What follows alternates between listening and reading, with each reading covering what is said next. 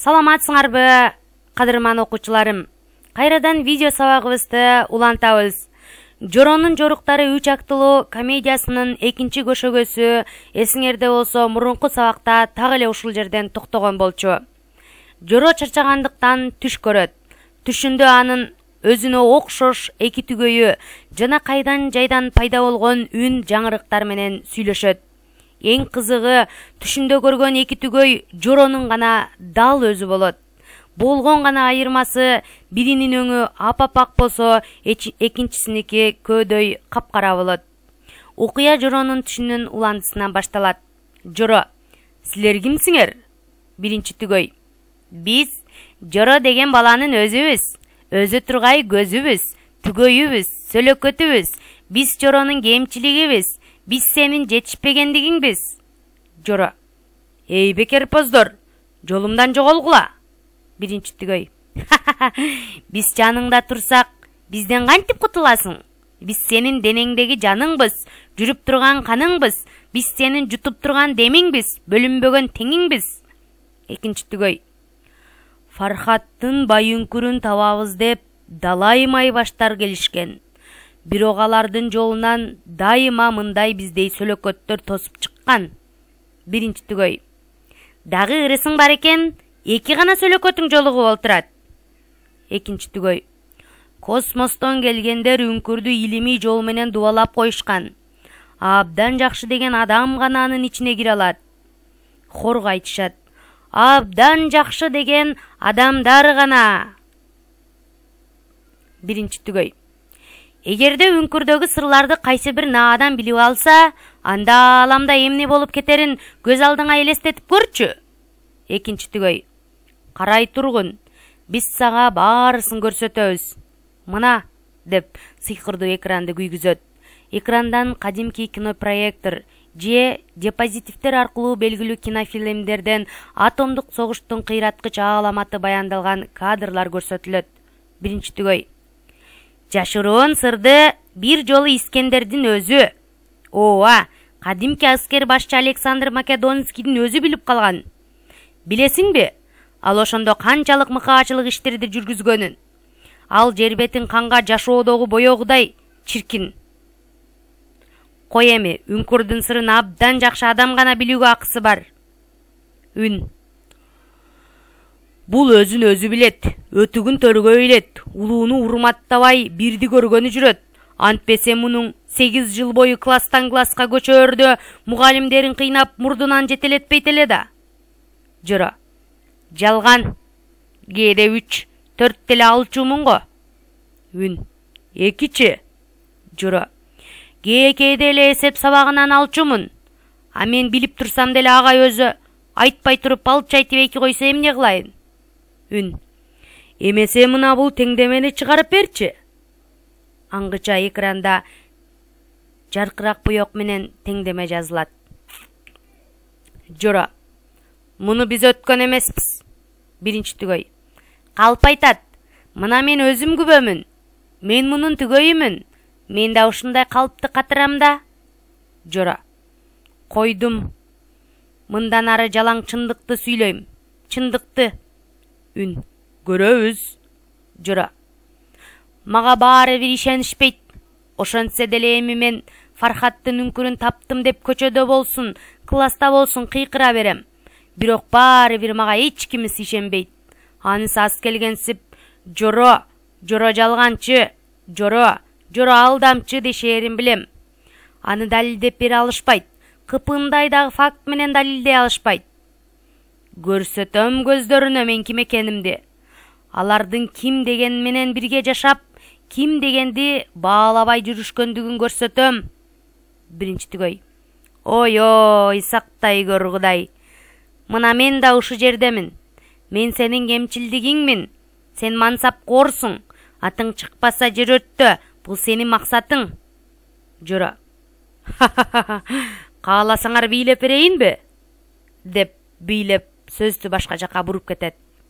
Үн: азамат, мына акысына космонавттын шлемун ал. Таң каларлык шоолалар чагылышып, акыркы Азыркы космонавттар кийүүчү баш кийим жогортон ылдый түшөт. Эки түгөй ызааттуулук менен аны колдорун алышат. Музыка жаңырат. Жоронун башындагы калпагын чечип, шлемду кийгизмек болушат. Бирок чачы өтө өсүп кеткендиктен чачы ага тоскоолдук кылат. Түгөйлөр: "О, жердин улуу адамы! Бул баланын чачы мүйүзгө айланып кетиптир. Космонавттын шлему батпай койду." Үн: "Каалаганын бердим эле, өзү күнөөлүү." Жаңырык: "Кемчиликти оңдоого болот. Жоро жакшы адам болууга аракеттенет." Аңгыча жарык өчүп, жылдыздар жымыңдайт. Жоро кийиздин үстүндө жатат да таң дагы атып кетет. Аңгыча Жоро чочуп ойгонуп: "Ата! Ата! Атаке! Кайчы барбы? Кайчы менен чачымды алып бересиңби?" деп карыя жакты карап кыйкырат. Карыя болсо: "Я, кайчы бар. Балам, сен бир жакшы түш көргөнсүң го дейм. Азамат, жүрү, жүрү" деп чыгып кетишет. Башка тараптан Алмадай көрүнөт. Ал очоктун бышканынан алып жатып, Алишер Наваинин Фархат Ширин поэмасындагы Шириндин ырын ырдайт. Жылкычы келип калып, ырды жактырып угуп туруп калат. Алмадай нандарды алып үйгө кирип кетет. Жоро келет, анын чачы алынган. Жоро: "Чамасы бүгүн майрам окшойт го?" Жылкычы: "Эми иштебеген кишиге күндө майрам, күндө той." Жоро: "Мага да бир укурук бергилечи. Колум кычышып турат. Туткундарга деле жумуш иштетет го." Жылкычы: "Чачың алынып, ичиңе кыйман кирип келаткан го. Эгер азыр жумшасам чарчап кеттим, жатып уктап алайынчы деп жүрбөгүн." Жоро: "Ой, мен 3 күндөн бери жатып уктап, кайра туруп тамак ичип жатпаймынбы? Жадап кеттим." Жылкычы: "Жалкоо киши тамак ичсе да жадап кетет." Жоро: "Жадабайм. Жумуш бергиле. Болбосо төмөнкү чочко завхоздон иштеп, акча таап, ак көйнөк сатып кием." Жылкычы: "Киши кийиминен сыналбайт, пейили менен ишинен сыналат. Ой, Алмадай! Бул балага ак көйнөк кийгизчи. Үстүндөгүнү ыргыт, кыздарды туурагандай койсоңчу." Жоро боз үйгө чуркап кирип кетет. Жылкычы өзүнчө кыңылдап ырдап камчысын өрөт. Ак көйнөк кийип, мурдагында татынакай көрүнгөн Жоро кайра келет. "Охо! Мына, таза жигит болуп калган турбайсыңбы?" Жоро боз үйдүн кырчоосундагы күзгүгө карана коюп кубана: "Чын элеби? Андай болсо, мен эми чыныгы жигитче иштейин. Кана, жигиттин жумушун бериңиз" деп шымаланып кирет. Жылкычы болсо Алмадайга: "Пай, пай, пай, пай! Аты тарыхта жазылат имиш. А бирок кантип ага татыктуу болушту биле албай, иш сурап турганын кара." Алмадай: "Ай, тоголок жигит, тоголонуп барып суу алып келе койчу." Жоро: "Жигит киши да суу көтөрөбү? Ал кыздардын иши да. Мага чыныгы жигиттин жумушун бергиле, азоо тайды үйрөтөм." Алмадай: "Сууга алың келбей тайды ким коюп турсага?" Карыя: "Баланын мизин кайтарбагылачы. Тай үйрөтөм десе бергиле, кишиге киши ишенбесе болобу." Жоро: "Рахмат чоң ата." Жылкычы: "Ай, ушунуку өттү. Болуптур эмесе, күчүңдү бир көрөлүк. Тетиги көрдүңбү? Эн салдырбай жүргөн азоо тай. Сени эле качан келет деп күтүп турат. Барып, минип үйрөтүп көрчү." Карыя: "Кой, ал баланын талпагын ташка жаят." Алмадай: "Кой, ала качып кетет. Карачы шунаңдап турганын. Бала бөөдө майып болот." Жылкычы: "Жок, бул экөөнүн тең кулук мүнөзү бирдей окшойт. Ыргыштаганы башкача. Же бул тайды жошутсун, же тай муну жошутсун." Жоро мактана: "Мен жошутам да." Карыя жылмайып: "Ой, тизгиниңди тартып, жалынынан бек карма. Жылкычы: карачы ыргып минген жигит экентим эле. Алмадай: Кудай сактай көр, мөңкүп атат. Карыя: Бекем отур ой! Беркилер үрөйлөрү учуп баары бир убакытта кыйкырып жиберишет. Жылкычы тышка чуркап кетип, ошо замат кайра Жорону аярлап көтөрүп келет. Жоро үнсүз жатып калат. Карыя: Пай, соо болбой калды. Алмадай: Куштай учуп баратып, бакадай балт жетпедиби, байкушум-ай. Жылкычы: Өзү ушуну көрмөк, чала болот. Карыя баланын башын жөлөп, жүрөгүн тыңшап силейет. Алмадай айла таппай оозуна суу тамызат. Жородон үн сөз чыкпайт. Алмадай коркунучтуу: Өлгөн турбайбы? Хай, өлгөн турбайбы? Деп шолокто ыйлап терс бурулат. Аны көрүп, Карыя да түңүлгөндөй терс бурулуп жашый түшөт. Жылкычы да чыдабай өлүптүр дегенде ыйлап тескери карайт. Бир аз тынымдан кийин Жоро тура калып, ыйлагандарды көрүп, аларга кошулуп өзү да өңгүрөө ыйлайт. Ыйын угуп эркилер бурулуп көрүшүп, кубанычтан Жорону кучактап жыгылышат. Карыя жолого жалынып: Кой ыйлабаса дагам, аман калганың абийир болбодубу? Алмадай: Жүрөгүм-ай, жарылып кете жаздабадыбы? Жоро: Карыя: Болду дейм балам, ыйлабачы, эч жериң оорубайбы? Жоро: Ошого ооруп жинди болуп турмунбу? Куландан соомун. Карыя: Соо болсоң, эмне өңгүрөө ыйлап жатасың? Жоро: Силердин ыйлаганыңарды көрүп, мен дагы ыйлап жатам. Карыя: О, чечим, мына билип кой, кандай жигит болбосун, алар ар дайым ишти кичинесинен баштап, анан чоңуна өтүү керек. Ал эми тескерисинче иштеген сен эмне болдуң, көрдүңбү? Жоро: Көрдүм, рахмат. Сиз менин көзүмдү ачып койдуңуз. Деп алаканын көзүнө алганда көгөрүп кеткендиги көрүнөт. Алмадай болсо көрүп аны аяп калат. Анан Жоро: Эчтек эмес, чоң атамдын айтканы туура. Аны мен эми түшүндүм. Эми сууга барайын, чакалар кайда? Эки чаканы көтөрүп, эпилдеп сууга жөнөп кетет. Алмадай акылына кирип келатат. Жашта болсо, алдап соолосо, жакшы бала болот. Жылкычы: Апасы, сен өз балаңды дагы ушинтип жумушка үйрөтсөң боло. Алмадай: Ырас, бирок Жумабайды жумшасам эле чоң энеси болушуп турса мен кантем? Карыя: Азаматсың, айланайын. Жигитке жетимишенер аздык кылат. Алмадай: Балам, чарчаган жоксуңбу? Береги отунду жара койчу. Карыя: Кылганың бирөө үчүн болсо, үйрөнгөнүң өзүң үчүн. Жылкычы какшыктап: Отунду койчу. Локудай балага сокудай талкан кеппи. Бул деле жигиттин иши эмес. Жоро: Жок, менимче бул чыныгы жигиттин иши. Балта гана. Деп балтаны алып, жыгашты көңүлдүү түрдө ары бери жара коет. Дагы барбы? Ой болсо да омкором, тоо болсо да томкором. Ит болоюн эгерде буларды жара албай калсам, дейт.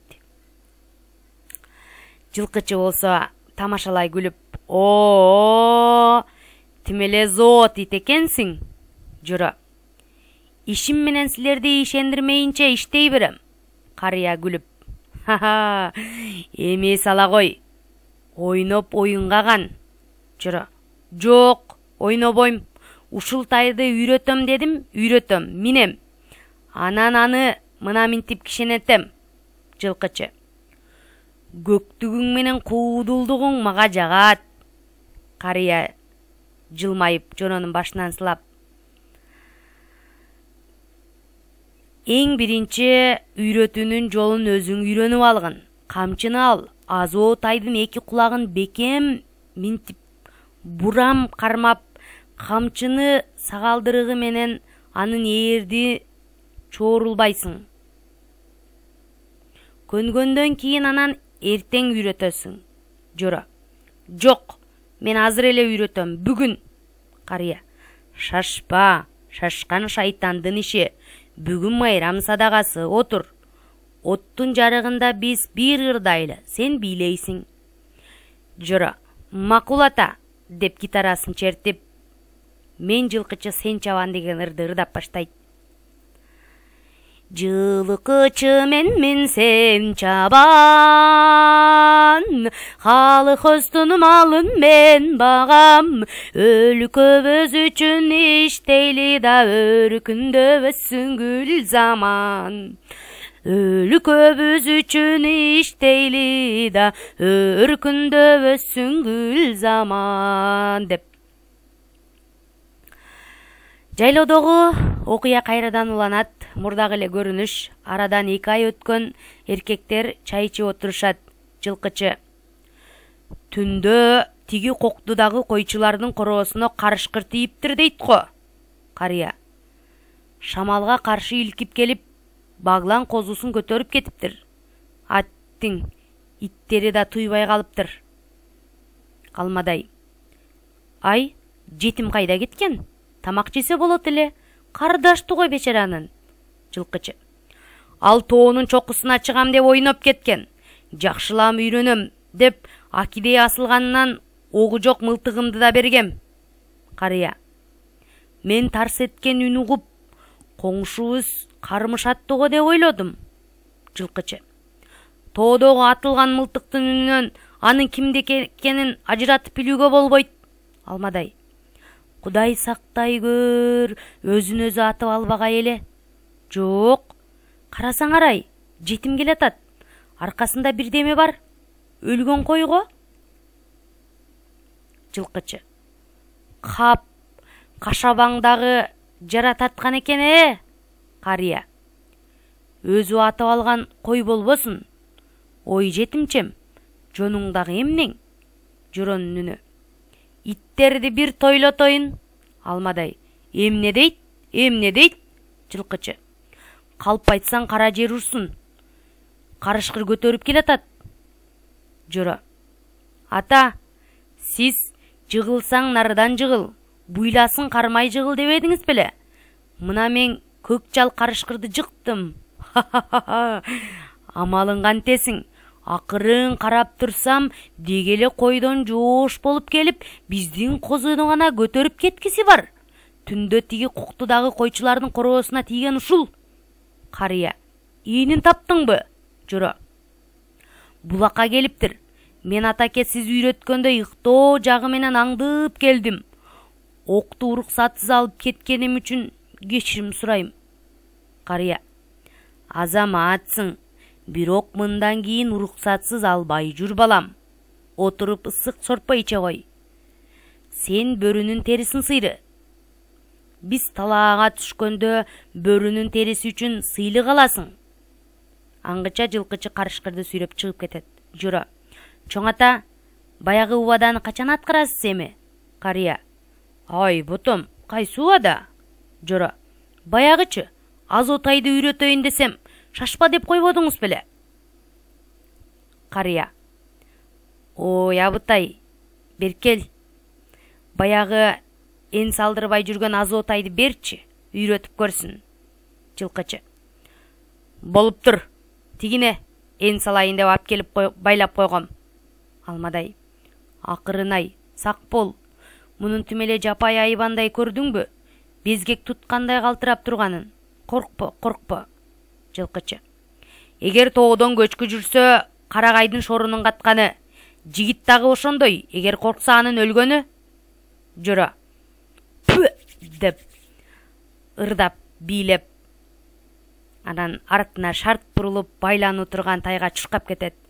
Баары кызыгып толкунданып артынан карап калышат. Азотайдын кишенегени чаап бараткан дүбүртү угулат. Карыя. Пай, пай, Азоонун асманайды секиргенин карачы. Жылкычы. Аппали, тарт тезгинди, тарт. Алмадай: байкуш тоголок жетим. Карыя: жалдан ал, жалдан. Алмадай: укту, Кудай сакта, чымын куюн болуп кетти. Алыстап кеткен дүбүрт угулат. Карыя: ой, акырын, жыгыласың. Тигини. Алмадай: ай, жыгылды. Жок, Кудай-ай, дагы топтой тоголонуп түшпөгөн эле. Иллаллах Мухаммад Расулуллах деп келме келтире баштайт. Жылкычы: мында өнөр бар экен деп бирде күлүп, бирде мустоюшуп жорону карап олтурушат. Жылкычы жорону кучактап көтөрүп алып тегеретет. Анан далысынан таптагылап: сен чыныгы жигит болдуң. Эми менин сыным атолуң. Колхоздун мага сыйлыкка тийген 5 тайымдан эң аз оосу эле. Ушуну сага сыйлыкка бердим. Ала кой. Карыя: о, балам эр экенсиң. Эми сага кол койдум. Алмадай: ырас болду айланайыным. Жетим жүрүп жетилет деген ушу. Жора: рахмат эжеке. Бирок мындан ары силер мени көп эле жетим дебей жүрсөңүздөр, мен жетим эмесмин. Жылкычы: ой, жетиммин деп өзүң айтпадың беле? Карыя: ооба, өзүң айтпадың беле? Жора: чоң ата, байке, эжеке, калп айткам. Ошондой эне атам бар, жетим эмесмин десем, силер мени кабыл албай, кайра ошо милиционерге кармап бербейт белеңер. Ошон үчүн аңгыча мотоциклдин үнү угулуп, иттер арсылдап, мотоцикл токтойт. Милиционердин ычкырыгы угулганда иттердин үнү басылат. Жоро коркуп боз үйгө кире качат. Милиционер кирип келет. Милиционер: ассалому алейкум. Милициянын участкалык инспектору Искендеров деп чест берет. Карыя: ассалому алейкум. Кош келипсиз уулум. Кош. Жылкычы кубанып: о-хо-хо-хо! Мухаммедсиңби? Ой, салому алейкум. Түндө түшүмдө бүркүт көргөм. Ойгонор замат Мухаммед келет бүгүн дедим. Чакыртпай келдиң, чоң мейман. Милиционер: о, досум, мейман болуп кетүүгө не жетсин, бирок кантесиң, ушу күндөрдө иш чаштан көп. Рахмат. Жылкычы: былтыркыдан калган иш бар беле? Милиционер: Кудайдан жөө качып кутулган бир оң богурду издеп жүрөм. Жер соруп кеткендей жок. 2 ай болду. Үйүнөн кетип калган. Алды менен тай эжесиникине барам деп, анан качып кеткен. Балдар аны тоого чыгып баратканын көрүптүр. Коңшу жайлоодогулар сенин жаныңда бир жаңы жардамчы пайда болду деп айтышты. Кантсе да бир кабарын билип кетейин деп келип калдым. Балким. Жылкычы: эмне дейт? Кой, менин жардамчым андай эмес. Абдан азамат жигит. Кандай мыкты чабан десиң, болсун аны менен теңдеше албайт. Колу эмнеге тийсе ошонун баарын ойдогудай орундатат. Анын бир гана айыбы тагдыры курусун. Бечаранын ата-энеси өлгөн, тоголок жетим. Милиционер: ошондой жакшы жигит менен мени тааныштырбайсыңбы? Андай балдарды мен дружинама кошуп алайын. Жылкычы: эй, жетим, кел мында. Уялчак бала, ошонусу жагат. Милиционер: чунак, сен белең? Ай, мындай деп ким ойлоптур? Ай. Муну өлүп калган экен деп, энеси ботодой боздоп, бүк түшүп турбай калды го. Бул ой тоону кыдырып саякаттап жүрөт. Уят эмеспи, Жоро? О, сен жерге кирсеңчи. Жоро: уятыман жерге кирейин дейм, жер катуу, мен айыптуумун, кечиресиз жолдош. Милиционер сөмөйүн кезеп: мени жолдош дебе, чунак бала. Үйүңдөн неге качтың? Сен эми туткунсуң. Мен гражданин начальник дейт. А сен качкын, күнөөкөр. Түшүнүктүүбү? Карыя сөзгө аралаша: бу бала үйүнөн качып келген бекен. Мунун дагы кандай жоруктары бар?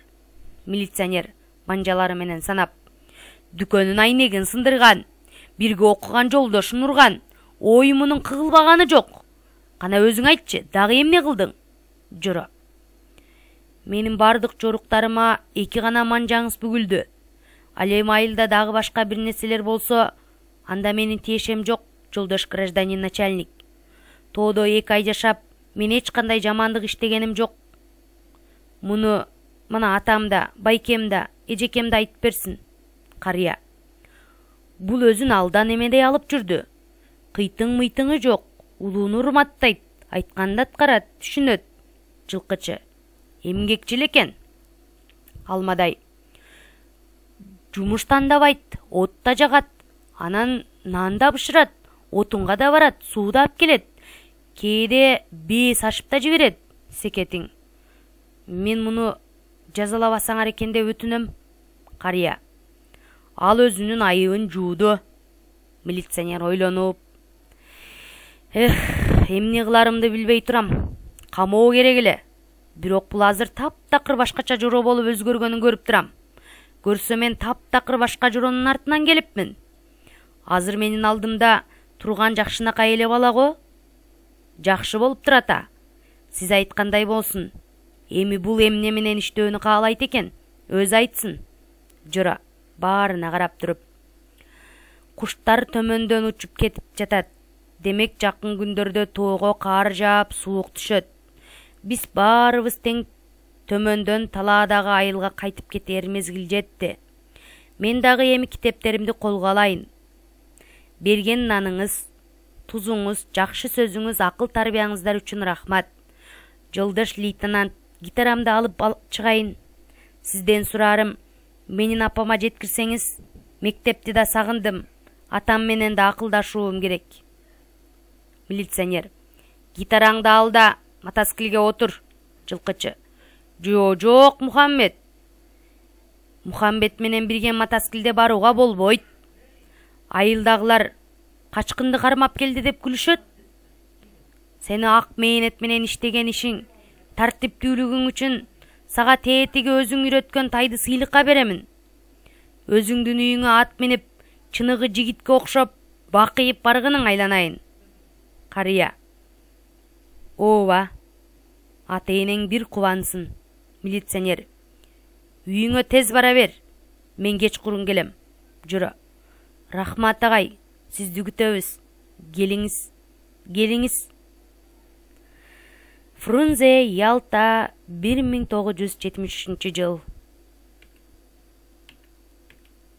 Мына ошентип, калпагын башына чыкыйта кийип, өзү дагы жарашыктуу кийинип, Азо атты минип, Жоро мурдагы кыял жоруктары жоголуп, айылына кайтат. Ата-энеси кубанычтуу досу болот. Мына ушуну менен 3-чү көшөгөнүн соңу. Чыгармага адабий талдоо жүргүзө турган болсок, чыгарманын аталышы Жоронун жоруктары. Жоронун жоруктары драмалык текке мүнөздүү, анын ичинен комедия жанрына кирет. Чыгарманын темасы тарбия, чыгарманын идеясы улууларды сыйлоо, ата-эненин айтканын эки кылбоо, жалган айтпоо, ар дайым аракетчил болуу. Чыгармадагы башкы каарман Жоро. Жоронун мүнөзүн ачып берүүдө катышкан каармандар атасы, апасы, жылкычы, Алмадай, Карыя, Мира, Мелис, милиционер.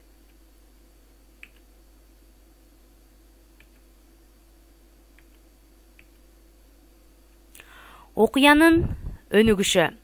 Мында жазуучу окуянын өсүш жолун, өнүгүү процессин берет. Жоронун уйкудан кеч ойгонушу, атасынын түйүнчөгүнүн калып кетиши, анткени Жоро уйкудан ар дайым кеч ойгонуп, жалкоо болуп, дайыма иш кылбай койгондуктан анын атасы ар дайым Жоронун жакшы болушу үчүн аны тарбиялайм деп убараланат. Атасынын түйүнчөгү калып кетпегенде, апасы аны жеткирип берем деп убараланбайт эле. Апасы атасынын түйүнчөгүн Жоронун жеткирбей койгондугунан улам ал алып жөнөйт да Жорону музоону сугарып кой дейт. Ал эми Жоронун музоону сугарбай коюшу анын Мирага жогулушуна себепкер болот. Ал эми Миранын Жорого жолугушу Жоронун Мелистин тобун дүкөндү көздөй тээп жиберишине өбүлгө түшөт. Ал эми Мелистин тобун дүкөнгө тээп жибергенден кийин милициянын Жорону кармап кетүүсү кадимки көрүнүш эле. Ал эми Жоронун атасына милиция жолукканда атасынын милицияга даттанышы Жоронун тоого качып кетишине себепкер болду. Карыяга тоголок жетиммин деп жалган айтышы ал карыянын үйүндө калып калышына себепкер болду. Милициянын жылкычы менен дос болуп чыгышы дагы кандайдыр бир себептен Жоронун камалбай калышына себепкер болду деп ойлойбуз. Окуянын кульминациясы. Чыгармадагы окуянын өсүп өнүгүп отуруп эң бийик чокуга жетиши, андан ары ал окуянын өспөшү, өнүгүп келген сюжет чечимин гана күтүп калышы бул кульминация деп аталат. Жоронун жоруктары 3 актылуу комедиясы көлөмү көп болгондуктан анда бир канча кульминациялык линияларды аныктап алдык. Жоронун эс алууга барбай калышы. Анткени Жоронун эс алууга барбай калышы Жоронун жалганчы экендигинен, жалкоо экендигин ашкере кылып жатат. Жоронун дүкөндөн терезени сындырышы, Жоронун аттан кулашы, жайлоодо жүргөн Жорого милициянын келиши. Демек, ушул линиялар аркылуу окуя кийинкиде кантип чечилди, чогуу күбө болобуз. Окуянын чечилиши деген эмне? Ал сюжет аркылуу өнүп өсүгүп отуруп, ошолордун натыйжасында бүткүл кыймыл-аракет, мүнөздөр күрөшү жыйынтыктоочу этапка келет да конфликттин бир тарапка чечилиши. Эми баштан аяк жүрүп келаткан конфликттер кантип чечилди? Чоро таптакыр чачын алчу эмес. Жоронун чачынын алынышы менен анын тартиптүү боло баштагандыгын байкасак болот. Алмадайга суу алып келип бериши менен ал Алмадайдын карыянын жылкычынын купулуна толо баштады. Карышкырды атып келиши менен ал карышкырды атып келем деп чыкканда мынтыкты сураганы менен анын огун сурабай алгандыгы, бул жерде карышкырды атып келүүсү анын алдында көмүскөдө калып, бул жерде мурунтан бери анчейин жакпаган Жоро жылкычыга биротоло жагып калды. Азо атты үйрөтүшү менен Жоро мурдаттан өзүндө калыптанып калган жалганчылык касиетин толук жеңип чыгып, ал чечкиндүү, акылдуу бала болгондугуна толук ынандык. Анткени бул жылкычынын, карыянын, Алмадайдын сүйлөшүүсү аркылуу Жоронун толук оңолуп калгандыгын окурман катары сездик. Ал эми милициянын Жоро жөнүндөгү пикиринин өзгөрүшү. Милициянын келгенде жылкычыга дос болуп чыгышы, же болбосо милиция карыя Алмадай жылкычынын оюнан кийин ойлонуп калып, мен башка эле Жорону издеп келген турбаймынбы деп айтуусунан улам эле Жоронун эми камалбай тургандыгын биз дароо эле сезип алдык. Көркөм чыгарманын речине кайрыла турган болсок, ал экиге бөлүнөт: жазуучунун, баяндоочунун речи жана каармандын речи. Биз бул жерде экинчи каармандын речи дегенге токтолобуз. Анткени драмада, пьесада бул эч качан жазуучу аралашпайт, драматург аралашпайт. Эгер драматург аралашып калса, бул реалдуулугун жоготуп коет. Ошондуктан көркөм сөз каражаттары, көркөмдүк бул каармандын речи аркылуу гана иш жүзүнө ашырылат. Ал эми автордун тил байлыгына токтоло турган болсок, түз мааниде да, өтмө мааниде да сөздөрдү колдонулган. Түз маани дегенибиз бул архаизм, историзм, неологизм, кесиптик, варваризм, жаргон, диалектикалык, синоним, амоним, антоним сөздөр. Мисалы, түз мааниде колония деген неологизм сөздү байкадык, укурук деген кесиптик сөздү байкадык, пай деген сырдык сөздү байкадык, торпок деген диалектикалык сөздү байкадык, ал адаби тилде музоо деп аталат. Мисалы, жалкоо, эмгекчил, бир топ түз маанидеги сөздөрдү өзүңөр дагы анализдеп көрсөңөр болот. Башында атасы милицияга жолукканда Жорону аябай жалкоо деп арызданган эле, ал эми чыгарманын аягында карыя Жорону эмгекчил деп айткандыгынан байкап алсак болот. Ал эми өтмө маани дегенде эле биз адабиятта троптун түрлөрүн эстейбиз. Аларга метонимия, метафора, ирония, гипербола, литота, снегдоха эпитеттер кирет. Мисалы, эпитетте биз жалганчы деген сөздү алабыз, анткени Жорону чыгарманын баштан аяк ушул жалганчылыгы, анын жалган айткан жоруктары аны ээрчип жүрдү. Торпоктой деп силер билесиңер, салыштырууну дайым мүчөсү уюштурат. Аны атасы айтып жатат, торпоктой болуп калгандыгын билбей, дагы эле анын жоруктары аябай көп деп. Шамал көзү сайгылайт деп метафораны байкадык. Тамекинин вулканатор тартат деп. Анткени кратерге туш келгенде жеңил дем алыш үчүн баланча номердеги бийиктик деп бир катар Жоронун апыртмаларындагы байкадык. Ал эми чыгарманы 3 актылуу пьесаны жыйынтыктоочу мен силерге төмөндөгүдөй суроолорду бергим келип турат. Жоронун канча жалганын байкадыңар? Силер Жоронун классташтары болгонуңарда аны саякатка барууга кошот белеңер? Атасы Жоро жөнүндө милицияга кандай маалымат берди? Эгер силер жылкычынын Алмадайдын карыянын ордунда болгондо Жоронун үйүңөргө киргизет белеңер? Карыя Жоронун тартипсиз бала экендигин кантип дароо эле сезип койду? Жылкычы Жорону кантип узатты? Милиция Жорого кандай баа берди? Ал эми достор, биз чыгарманы жыйынтыктап жатып, экранга ар түрдүү формадагы, түрдүүчө түстөгү шляпаларды көргөзүп турабыз. Силерге кайсы шляпа жакты? Биринчи тандап алабыз. Мисалы, мага кызыл шляпа жакты. Ар кимибиз тандап алабыз. Азаматсыңар, силер тандап алган болсоңор, анда үй тапшырма алабыз. Ар бир түстө жазылган тапшырмаларды көрдүңөр. Мисалы, мен кызыл шляпаны тандагам, кызыл түс менен жазылган тапшырманы мен аткарам. Кызыл шляпада чыгармадагы өзгөчө кызык көрүнгөн окуяларды тизмелеп жазабыз дейт. Мен чыгармадагы өзгөчө мени кызыктырган окуяларды факт, далилдер менен чыгармадан алып, дептериме жазып келем. Бул мага тапшырма. Ал эми достор, силер кайсы шляпаны тандасаңар, ошол түстөгү тапшырманы алып, аткарып, эжекеңерге WhatsApp группадан жөнөтөсүңөр. Ал эми көңүл бурганыңыздар үчүн рахмат дейли. Бүгүнкү видео сабакты мен Тайыр кызы Нургүл алып бардым. Эгерде бул сабак сиздерге жаккан болсо, биринчи, экинчи көшө көзү менен YouTube каналымда жүктөлүү. Эгер сиз биринчи катта алып жаткан болсоңуз, YouTube'га Тайыр кызы Нургүл деп кирип, подписаться болууну унутпаңыздар.